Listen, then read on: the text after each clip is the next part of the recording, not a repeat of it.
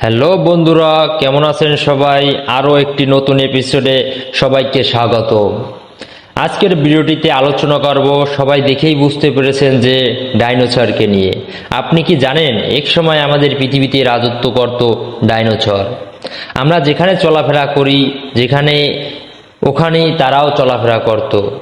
এই বাতাস, এই শ্বাস নিত, এখানেই লড়াই করত এই দৈত্য আকারের বা বিশাল আকারের ডাইনোসর। প্রায় 16 কোটি বছর এদের রাজত্ব করত। এই ডাইনোসরদের কয়েক হাজার প্রজাতি ছিল। প্রায় ডাইনোসর বিবর্তন হয়েছিল আনুমানিক 23 কোটি বছর পূর্বে, যা ছিল ক্রিটেশিয়াস যুগের শেষে। প্রায় 6.5 কোটি বছর পূর্বে একটি বিধ্বংসী প্রাকৃতিক বিপর্যয় ডাইনোসরকে পৃথিবী থেকে সম্পূর্ণ বিলুপ্ত করে দেয়। এই ডাইনোসরদের কয়েক হাজার প্রজাতি ছিল। এর মধ্যে কিছু ছিল তৃণভোজী আর কিছু ছিল মাংসাশী। কিছু ডাইনোসর শান্ত প্রকৃতির ছিল, আবার কিছু কিছু ছিল খুবই হিংস্র। কিন্তু এটা ওই সময়ের সফল প্রাণী ছিল। কিন্তু এরপরে হঠাৎ এমন একটি ঘটনা ঘটেছিল যা ডাইনোসরের নাম নিশানা মুছে দেয়। কিন্তু আপনি কি জানেন ডাইনোসর বিলুপ্ত হবার পরে পৃথিবীর সাথে কি ঘটনা ঘটে যায়? যদি আপনি না জানেন, তাই এই ভিডিওটি আপনার জন্য। তাই ভিডিওটি সম্পূর্ণ দেখুন শুরু থেকে শেষ পর্যন্ত। আর আমার ছোট্ট একটি রিকোয়েস্ট সবার কাছে, ভিডিওটিতে একটি লাইক দিয়ে আমার চ্যানেলটি সাবস্ক্রাইব করে পাশে থাকা বেল বাটনটি অন করে দিবেন, যাতে আমি নতুন কোনো ভিডিও আপলোড দেওয়ার সাথে সাথে আপনার কাছে চলে যায়। এবং ইতিমধ্যে যারা করেছেন তাদেরকে অসংখ্য ধন্যবাদ। চলি বন্ধুরা, দেখে আসি ডাইনোসরের সাথে কি ঘটেছিল। এটি জানার জন্য কোটি কোটি বছর পূর্বে যেতে হবে, আর সেই ডাইনোসরদের দিনগুলোর কাছ থেকে দেখতে হবে যেদিন শুরু হয়েছিল এই মহাবিপর্যয়। আজ থেকে 6.5 কোটি বছর পূর্বে আমাদের পৃথিবীর আবহাওয়া ছিল খুবই শান্ত। এই আলো বাতাস, লম্বা লম্বা গাছের মধ্যে সমুদ্রের বাতাসের ধাক্কা আর ডাইনোসরদের শব্দর মুখরিত ছিল চারিদিক। তখন এই সকল প্রজাতির ডাইনোসর খুবই আরামে জীবনযাপন করত। কিন্তু দুর্ভাগ্য হলো সত্য, এই সব ডাইনোসরদের জীবনে ধেয়ে আসে মারাত্মক বিপদ। আজ থেকে প্রায় 10.5 কোটি বছর আগে একটি ছোট অ্যাস্টেরয়েডের টুকরা খুব দ্রুত গতিতে আমাদের সৌরমণ্ডলের দিকে এগিয়ে আসছে। এটি পৃথিবী থেকে প্রায় 20 কোটি মাইল দূরে থাকায় অবস্থা এর সামনের একটি বাধা আসে। যদি এই বাধা না আসতো তাহলে হয়তো ডাইনোসরের বিলুপ্ত হতো না। হয়তো আমরা আজও চিড়িয়াখানায় খাঁচার মধ্যে ডাইনোসরদের দেখতে পেতাম।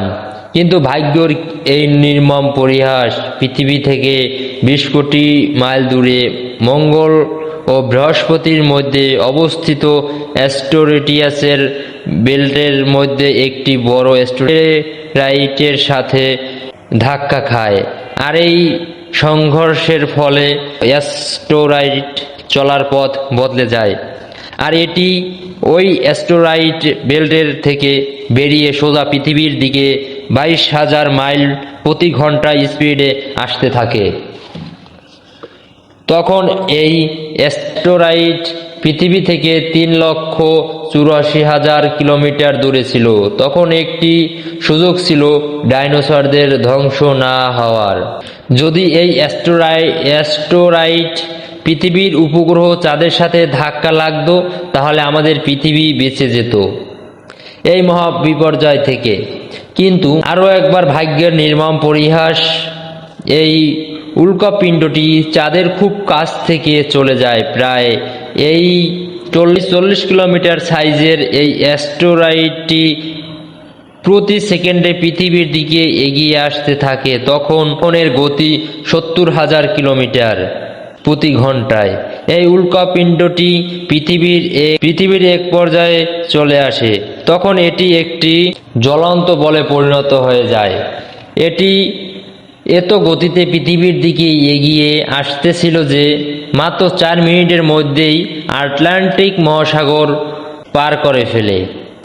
এর উজ্জ্বলতা এতই বেশি ছিল যে এটি পৃথিবীতে ধাক্কা লাগার আগেই হাজার হাজার জীব এই আলোর জন্য অন্ধ হয়ে যায়। এই জীবগুলো উল্কাপিণ্ডটিকে দেখতে পারছিল না, কিন্তু প্রাণীগুলো এর ভয়ানক তাপ অনুভব করতে পেরেছিল। এর কিছুক্ষণের মধ্যেই অ্যাস্টেরয়েডটি উপকূলীয় অঞ্চলটিতে এসে পড়ে, আর প্রায় 35,000 ডিগ্রি সেলসিয়াস তাপমাত্রা নিয়ে কি ভয়ানক বিস্ফোরণ হয়ে যায়, যা 10টি হাইড্রোজেন বোমার চেয়েও বেশি শক্তিশালী ছিল।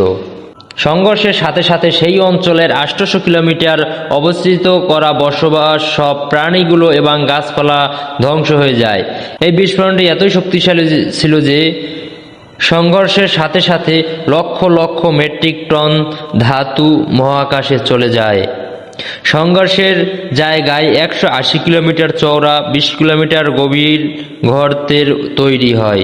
এই বিস্ফোরণের জন্য গর্তের সব পাথর ও মেটাল আকাশে বড় ধরনের ধুলোর মেঘ তৈরি করে, আর এর 16 মিনিট পরে সংঘর্ষের ফলে পৃথিবীর ভিতর থেকে এর চারদিকে 11.1 মাত্রায় ভয়ানক ভূমিকম্প তৈরি হয়ে থাকে।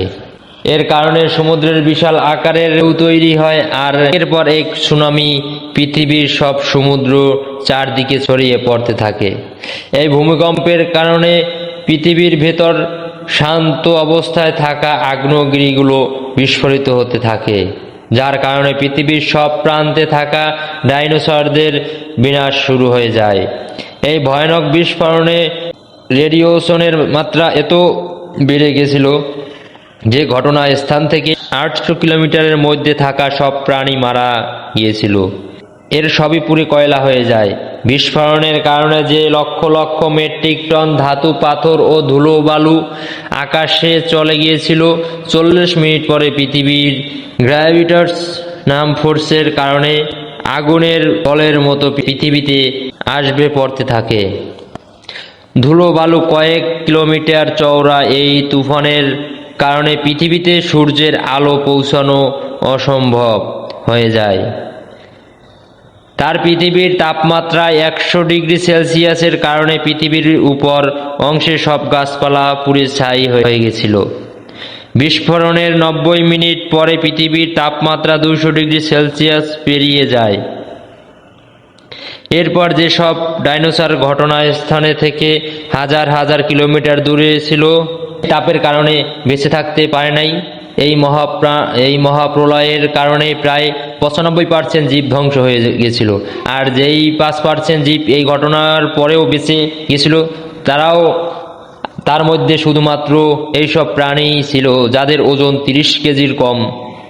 এর মূল কারণ ছিল যে এই বিস্ফোরণের কারণে পৃথিবীতে থাকা প্রায় সব প্রাণী মারা যায়, সব গাছপালাও পুড়ে ছাই হয়ে যায়, যার কারণে এর মধ্যে যেসব এলাকার জীব বেঁচে গেছিল তা খাবারের অভাবেই মারা যায়, আর ধ্বংস হয়ে যায় 14,000 কোটি বছরের রাজত্ব।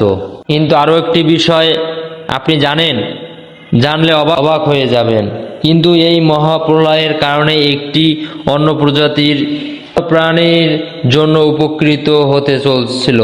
পৃথিবীতে ডাইনোসরের শেষ হওয়ায় ছোট্ট প্রজাতির এক প্রাণীগুলোর জন্য বড় ধরনের সুযোগ তৈরি করে দেয়। সকল ডাইনোসর মারা যাওয়ার পর থেকে শুরু হয় এক নতুন জীবনের যাত্রা, আর এই প্রজাতি ছিল ম্যামথ। ম্যামথের কি ছিল, এর কিভাবে এই ধ্বংস থেকে বেঁচে গেল, আর আমরা মানুষরাই কিভাবে পৃথিবীতে আসলাম, এবং তাছাড়া ডাইনোসর ধ্বংস হওয়ার পরে 6,000 কোটি বছর পরে আমাদের পৃথিবীর সাথে কি কি ঘটনা ঘটেছে, এগুলো আমরা জানবো পরবর্তী একটি এপিসোডে। আপনি কি পরবর্তী এপিসোডটি দেখতে চান? যদি দেখতে চান তাহলে এই ভিডিওটিতে একটি লাইক দিয়ে কমেন্টে বলে যান, এবং চ্যানেলটি সাবস্ক্রাইব করে পাশে থাকা বেল বাটনটি অন করে দিবেন, যাতে ভিডিওটি আপলোড করার সাথে সাথে আপনার কাছে চলে যায়। পরবর্তী এপিসোডের জন্য অপেক্ষা করুন। সবাই ভালো থাকুন, সুস্থ থাকুন। আসসালামু আলাইকুম। Thank you for watching.